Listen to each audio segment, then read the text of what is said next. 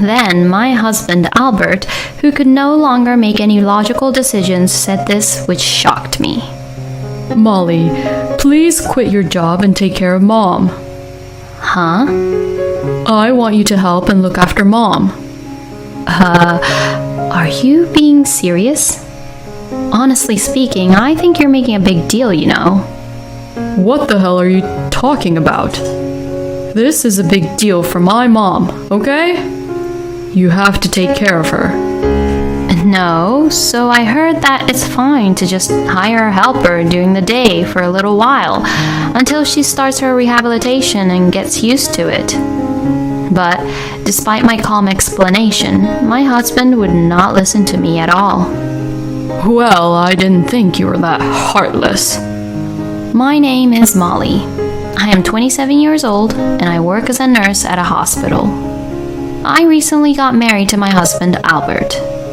I met my husband through a dating app, and he's kind, looks clean, and has a good job and a steady income.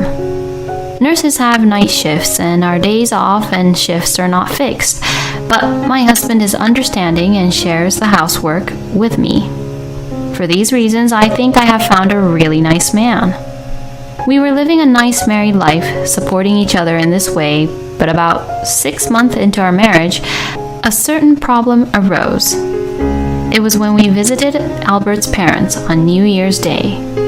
We lived not far from his parents' house, but because of my work, my husband and I rarely had the same days off, so we had not been able to visit them since we got married. My husband also told me, Well, we don't have any strict family tradition that the wife has to always come over, so you don't have to worry about it. So I took that for my advantage. So I didn't show up to Albert's family gatherings, even once from the time I got married until the New Year's. I decided to go to Albert's parents' house because I thought it would be impolite to not show up, even at the New Year's. I was a little nervous, wondering what kind of looks they would give me, but unexpectedly Albert's parents, Sandra and Todd, was actually treating me normal. And they actually greeted me warmly, saying, "I'm glad you came." I was really glad and relieved. My husband was right. My in-laws may not be the type of people who are really sensitive about family ties. But that thought was shattered in an instant.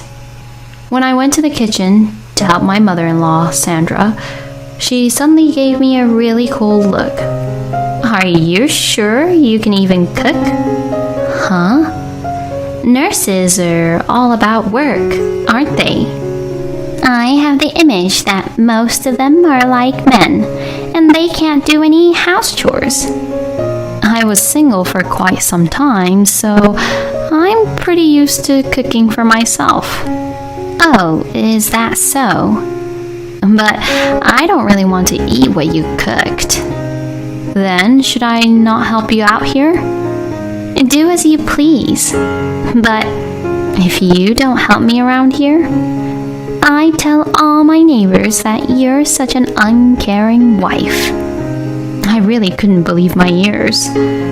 Is it possible for someone like Sandra to say such terrible things?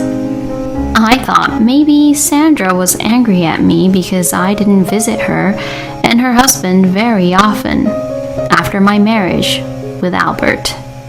If that's the case, then my husband wasn't right after all, huh? After that, I thought that I had made a bad impression to Sandra and tried desperately to make up for it.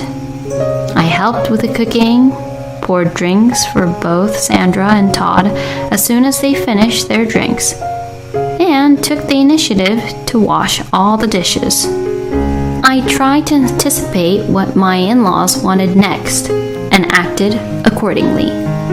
I think I was so fully engaged physically and mentally that I could hardly concentrate on eating what I had on my plate. Despite that, my husband was happily drinking and sleeping around, being very oblivious to my situation. We walked over to Albert's parents' place, knowing that Albert might drink today, so it was fine that we could just take a taxi back home. But how could he be normal about leaving his own wife alone with his parents and just get drunk and sleep around? Seeing him being like that way, I felt like he didn't care much for me and began to feel like I couldn't trust much as I did compared to before. If I were to trust my husband's senses regarding the relationship with his parents, it could also make Sandra and Todd's impression towards me even worse. I had to deal this issue on my own. Since then, I had made an effort to get to know Sandra and Todd as much as possible. I took my husband to visit his parents in the daytime about once a month on weekends when I could get a day off. And every time I would bring them sweets or pastries that both Sandra and Todd liked. I also called Sandra and Todd as often as possible without bothering them, asking about their health and current conditions. Personally, I think I was able to build a reasonable relationship with my in-laws. In fact, Todd praised me behind my back for being a good wife to my husband. But unfortunately, Sandra was different. Her attitude toward me was the same as when I first visited their house. And she kept on bullying me, which never changed. And one day, I went to pick up a suitcase, which was used for a business trip that my husband had left at his parents' house and forgotten to bring back. My husband said he would pick it up himself on his way home from work. But since I was on my day off, I decided to go get it. My husband told me that he had called Sandra to let her know about it. So I headed to my in-laws' house without saying anything. As I was walking near my in-laws' house, I could hear Sandra's voice. Apparently, she was talking to her neighbor. It seemed like Sandra was happily talking about me. Ugh, our son's wife, is really useless. Well, I have to admit, I didn't quite like her since I met her from the beginning. I was in shock when she said that. So from the beginning, Sandra did not really welcome me or accept me being Albert's wife. In other words, no matter how hard I tried, Sandra's impression of me would never improve. Knowing this, I instantly began to feel that I don't really care about making a good impression to my in-laws anymore. I had done everything for Sandra. But if she didn't like me to begin with, then there was no need to care anymore. Since then, I have stopped visiting my in-laws on my own. When my husband visited his parents, sometimes I went with him, and sometimes I didn't. And like that, I began to prioritize my feelings. But of course, I did not suddenly cut off my relationship with them.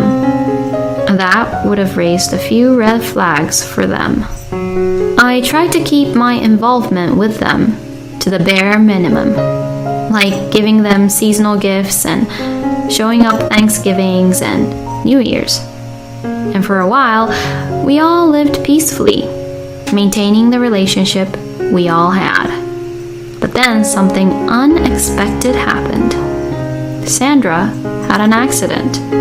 Fortunately, an ambulance arrived immediately, and so Sandra's life was saved. But she was left with a slight paralysis on the right side of her body. Since Sandra is right-handed, even a slight paralysis would cause some difficulty in her daily life. Until she gets used to it, it will be difficult for her to do any house chores. But Todd is still healthy, and if he hires a helper to support Sandra only during the daytime, and for Todd to do the house chores after work, there will be no problem.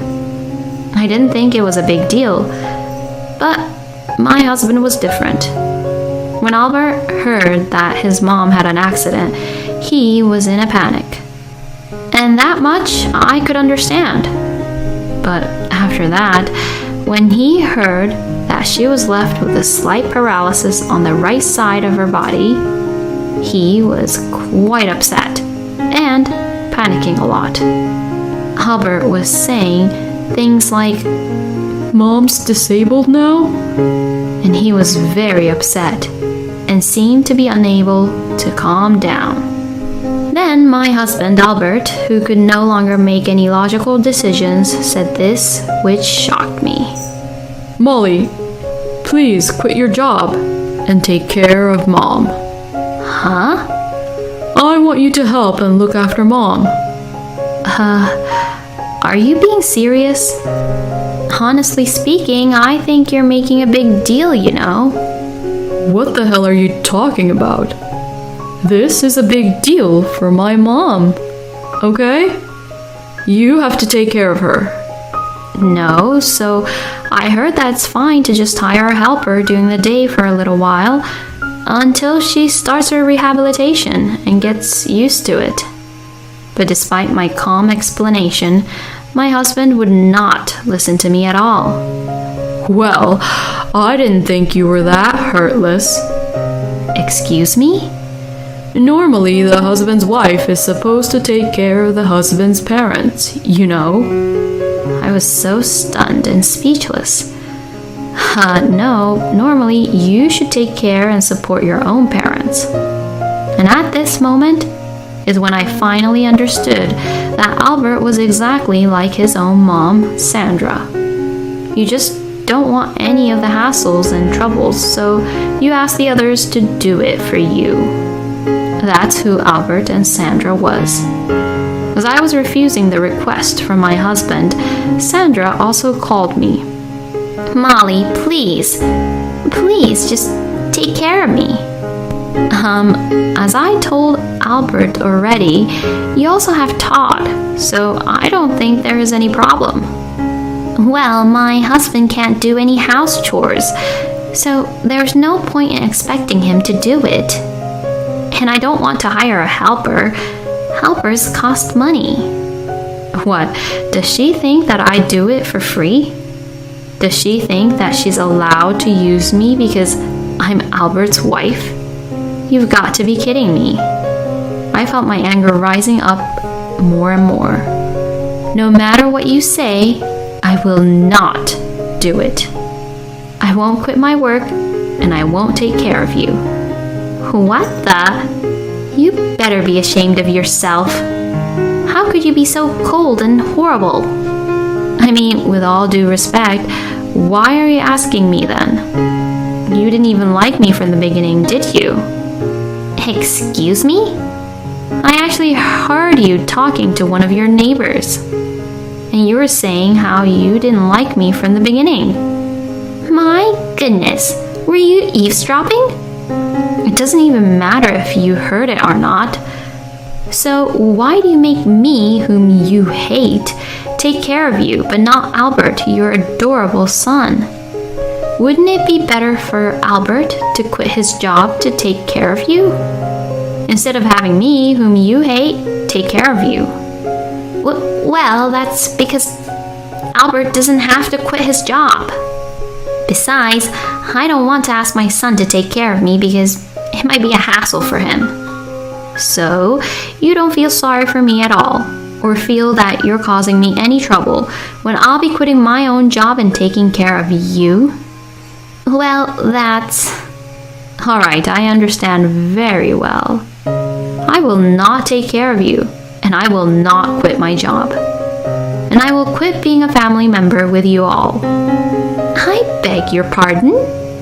I will divorce Albert and become a complete stranger to you all. What? You're abandoning me? You always tormented me by bullying me as Albert's wife, but don't come to me for help only when it suits you. I don't want anything to do with you and Albert anymore. No way! I said that and hung up the phone. Then I confronted my husband with the divorce papers when he came home from work. He said, Why? but I didn't want to explain anymore, so I said, why don't you ask your mother? And began to pack my bags. Before leaving home, I threatened my husband that if he did not agree to divorce, my lawyer would send a content-certified letter to the company he works for. And finally, I received a notice that my husband and I were complete strangers. After that, I heard that Albert and his family didn't really have any good life after that. Sandra wanted to ask her own son to take care of her, but unfortunately, he was transferred to a rural area due to work. And her husband cannot do any house chores at all.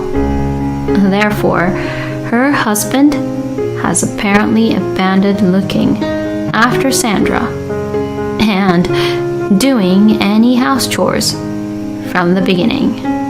Nevertheless, Todd would say that he would have a helper take care of Sandra only during the day, since having a helper would cost a lot of money, and like that, Sandra is only taken care of by a helper during the day, and there is no one at all to help her at evening. And because of this, she has been peeing on herself frequently, or she is not able to eat dinner properly, and Sandra has become mentally distressed and has begun to be very antisocial.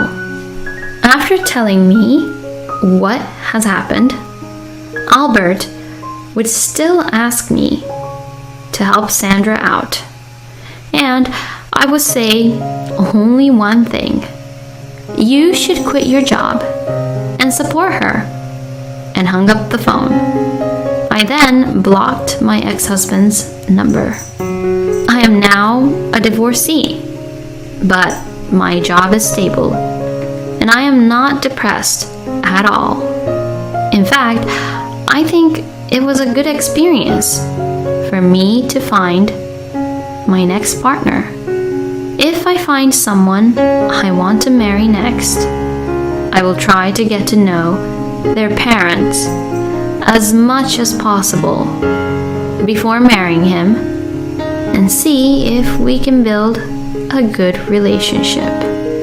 Since I am still in my 20s, I will not give up on love and work, and I will continue to enjoy myself and aim higher and higher. Thank you for watching until the end. Please subscribe to our channel. We hope to see you in our next video.